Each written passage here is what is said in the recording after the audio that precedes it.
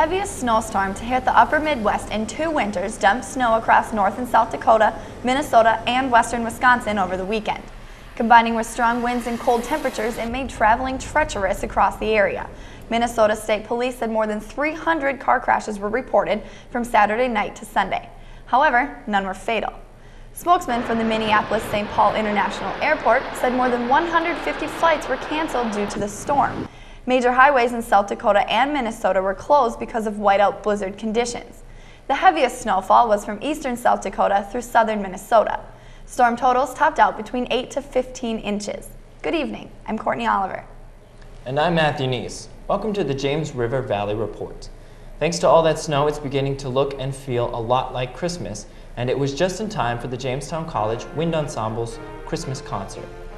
Coming off their fall tour in late November, the musicians had just a few short weeks to prepare. The concert combined large ensemble fun with a fun and traditional Christmas theme. It took place Sunday afternoon in the Ryland Fine Arts Center's Denault Auditorium on the campus of Jamestown College. Band director Benjamin Schneider said that it was more than just the campus community who enjoyed the performance. The same community members in general tend to subscribe to our concerts and attend, and they're always very vocal about how much they enjoy it and they would miss it if it was not here. The City of Fargo is planning to offer buyouts to residents of 56 homes next year as part of a plan to protect them from Red River flooding. Officials say the buyouts will cost about $24 million. The program is being funded with city sales tax revenue. Homeowners are being offered 110% of the assessed value of the property, plus a $5,000 moving allowance. If they relocate to another house in Fargo, the city will pay up to $15,000 toward any special assessments on the new property. The area battled 3 straight major floods from 2009 to 2011. A proposed $2 billion diversion channel has yet to reach Congress for consideration. The Jamestown Water Treatment Plant has come up with a solution to fix their problem with wastewater. Changes in plant operations have reduced flows of water used to clear filters and water softening equipment that had been flowing into storage lagoons or ponds. Materials in the water were allowed to settle to the bottom of the ponds before water was processed. The North Dakota Department of Health ruled that bringing water that had been stored outdoors was against water treatment standards. The plant put in new filters to reduce the amount of water being stored in lagoons. According to the calendar, winter is less than 2 weeks away. With the recent cold temperatures and snowfall, it seems like winter is here already. But if you take a look at the ice, it doesn't appear that way. Ice fishers around the area are being urged to take extra precautions as there is open water on the lakes. According to the United States Army Corps of Engineers, 3 inches of ice is the minimum amount needed to support a group of walking in a single file line. 7 inches will support a single passenger vehicle. Officials say snow on the ice will act as insulation, so it won't gain any thickness so far. So far, thickness is only 6 inches.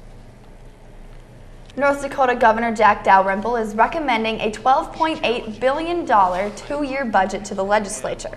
Dalrymple's plan includes big spending increases for public works, local schools, and North Dakota's university system.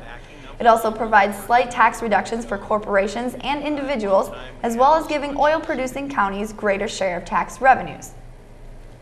Well, it was pretty cold outside today. Jessica Gulseth is in next with the forecast for the rest of the week when we come back. Put away a few bucks, feel like $1 million. For free tips to help you save, go to Feed the Pig. NFC, AFC, offensive linemen, defensive tackles, quarterbacks, and cornerbacks are all living united to ensure the academic success of millions of kids in our communities all the way to graduation day. But that won't happen without you.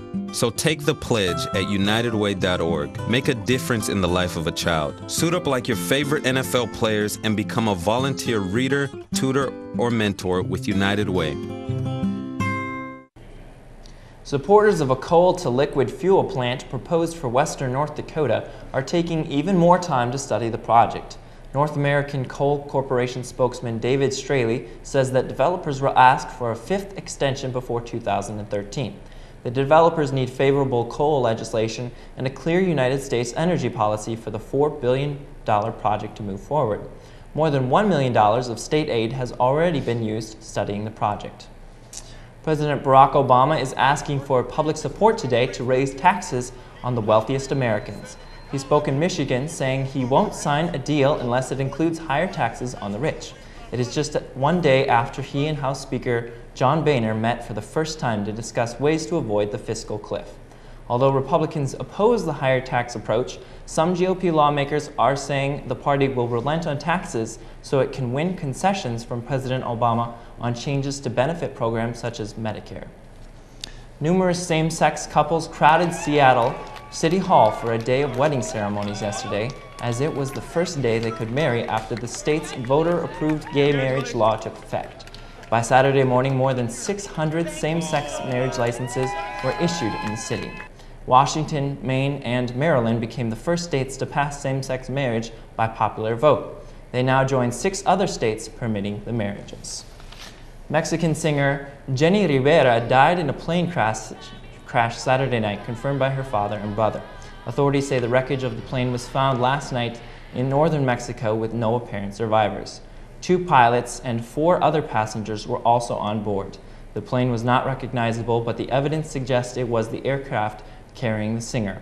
Rivera has sold some 15 million records in her career and won several awards and Grammy nominations. Well, we're definitely saddened to hear about Ms. Rivera's death, Jessica, but does the weather forecast look a little bit happier this week? I guess, Matthew, it depends on how you feel about cold weather. This weekend, we received about 2 inches of snow here in Jamestown, and then that varied across the county as well as the states. As we mentioned earlier, Minnesota, South Dakota, and Wisconsin got the bulk of the snow this weekend, with 8 to 15 inches in several areas in all 3 states, with highways closed and flights canceled. Here in Jamestown, we didn't experience as much difficulty. In fact, we got a little break from the snow yesterday, and then today at about noon, we began to see scattered snow showers, which is a term we haven't been too used to lately. Tonight, a chance of flurries with a low around 8 degrees. Tomorrow, very cold, a high barely reaching 20 degrees with some wind from the west. Tomorrow night, a slight chance of snow with a low around 14. Wednesday, a little warmer than Tuesday, about 31 degrees, and a little south wind. And overnight low of 15. Thursday, dress warm, 18 degrees is the high for the day, and it only gets colder as the sun sets. We're looking at a high of 8 for the night, with a 20% chance of snow. Friday, about the same as Thursday, a high of 17 degrees and a low of 6. This weekend might be one to stay in. Saturday and Sunday will barely reach 20 degrees, and the lows will be half that. So this week is going to be very cold, and you know, today I saw someone wearing shorts, and that's just not going to fly this week. Way too cold for that. Definitely not for me either, because you have to take into account the wind chill factor too, definitely. which can plunge it well below 0. It's going to be way too cold. Well, thanks, Jessica, with the weather. When we come back, Josh Knutson has sports, and Courtney Oliver tells us where you can get one of the most expensive cups of coffee that I don't think I want any part of.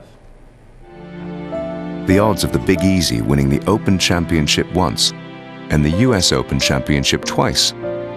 1 in 780 million. The odds of this professional golfer having a child diagnosed with autism?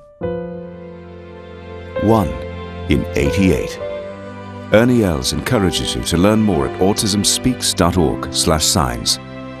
Early diagnosis can make a lifetime of difference.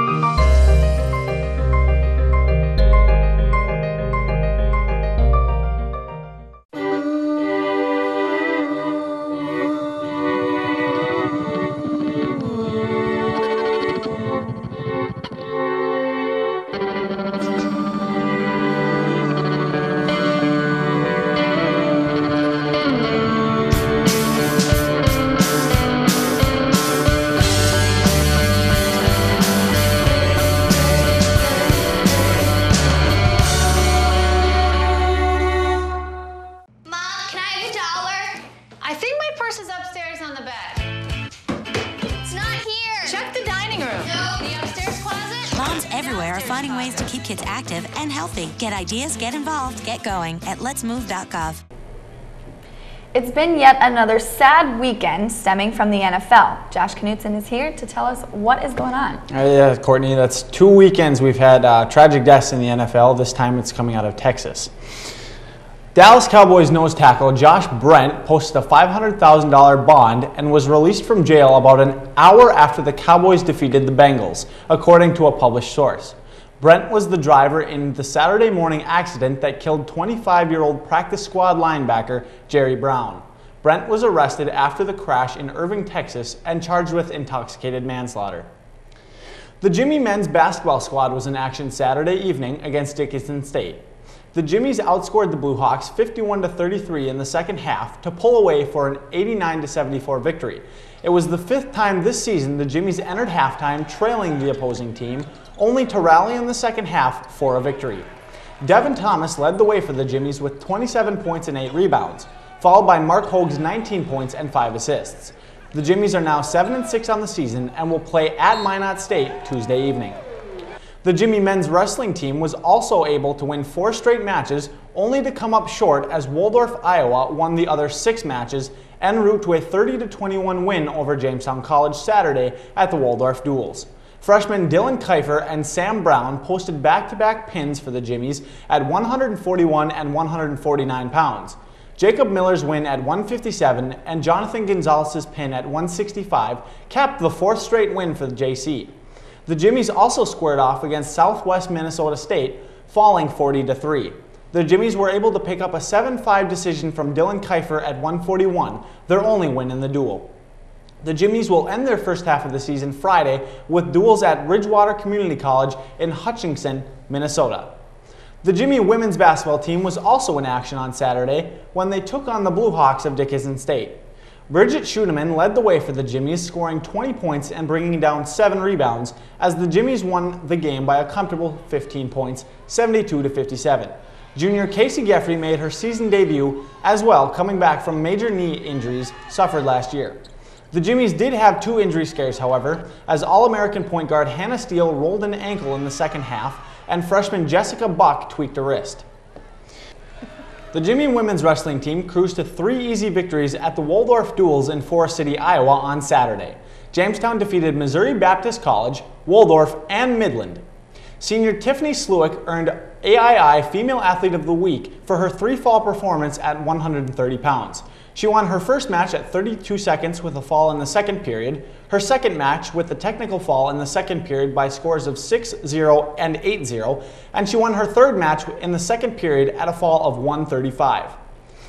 Jamestown College senior volleyball player Katie Zent was named to the first team for the Capital One Academic All-American selected by the College Sports Information Directors of America.